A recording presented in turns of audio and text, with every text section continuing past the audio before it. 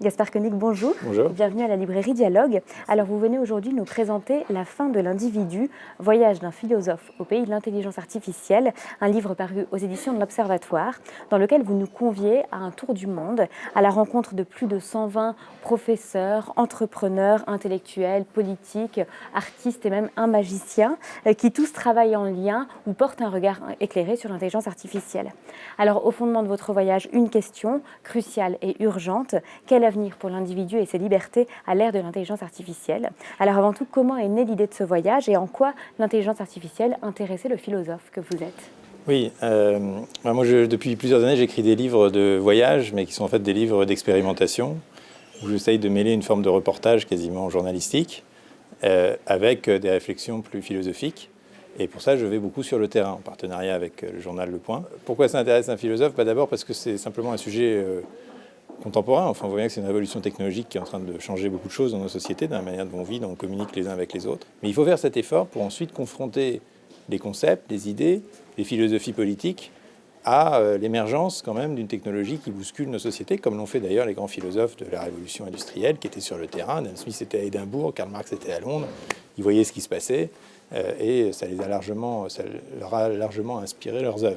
Mais pour redéterminer ces fins, il faut bien être conscient de tous les mécanismes qui sont à l'œuvre aujourd'hui. Ce que vous avez décrit, cette capacité qu'a l'IA à influencer nos choix, c'est ce que vous appelez le principe du tourniquet, c'est ce qu'on appelle le nudge aussi. Comment est-ce qu'il est pensé ce nudge?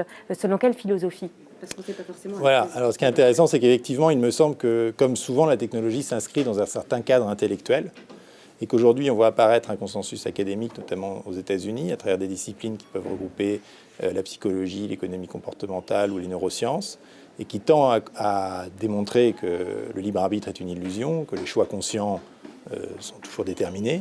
Et donc, comme ils sont vraiment incapables de se déterminer eux-mêmes au mieux pour eux-mêmes, eh bien, c'est la justification théorique, si vous voulez, du nudge. C'est-à-dire, on va dire, alors, donc, c'est la politique publique ou c'est l'entreprise d'intelligence artificielle qui va se charger de leur bonheur à leur place.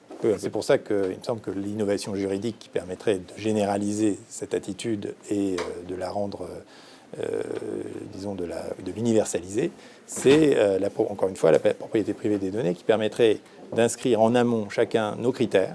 Donc on remplirait ça quelque part une fois pour toutes. Et ensuite, les plateformes viendraient piocher dans nos données pour nous donner des recommandations, mais en fonction des critères que nous aurions explicitement, et j'insiste sur cette notion d'explicite, décidé nous-mêmes.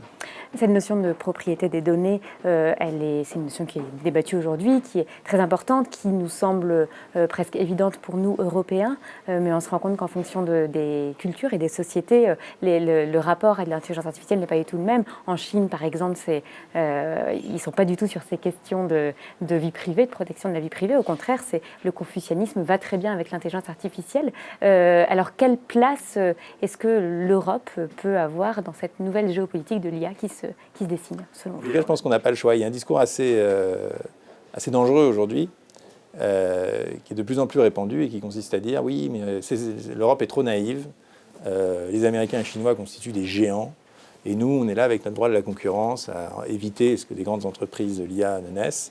C'est pas bien parce que finalement, on se tire une balle dans le pied. Et donc, eux, ce qu'ils voudraient, c'est qu'on puisse créer Facebook, un Alibaba européen. Et je pense que, pour moi, c'est précisément là, ça serait renoncer à toutes les valeurs qui font le charme de la vie européenne. Et donc, certes, on se battrait peut-être sur un pied d'égalité, mais en même temps, on perdrait ce qui nous constitue, ce qui fait notre spécificité, peut-être notre bonheur de vivre aussi. Et quelque part, être dominé par un Facebook, que Facebook soit américain ou français, moi, ça ne m'intéresse pas. Ce qui m'intéresse, c'est d'être libre en tant qu'individu.